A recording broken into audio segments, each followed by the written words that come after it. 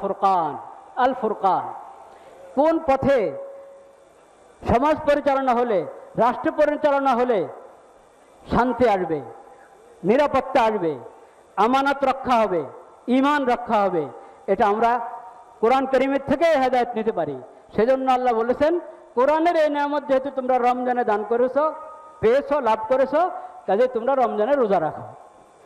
রোজা যখন আদায় করতে পারলাম, রমজানের মতো এই বরকতপূর্ণ মাস আমরা হক আদায় করতে পারলাম যতটুকু পেরেছি, আল্লাহর মেহেরবানি, আল্লাহর রহমত। সেজন্য এখন শুকরিয়া হিসেবে আজকে ঈদ উল ফিতর। ঈদ উল ফিতর হলো রমজানের রোজার নিয়ামতের শুকরিয়া। সেজন্য এই দিন আল্লাহ বলেছেন, আল্লাহ রাব্বুল আলামিনের তাকবীর পাঠ করো, আল্লাহু আকবার, আল্লাহু আকবার, লা ইলাহা ইল্লাল্লাহু, আল্লাহু আকবার, আল্লাহু আকবার, ওয়ালিল্লাহিল হামদ। আর এই ঈদের শিক্ষা কি? ঈদের শিক্ষা এটা যদি আমরা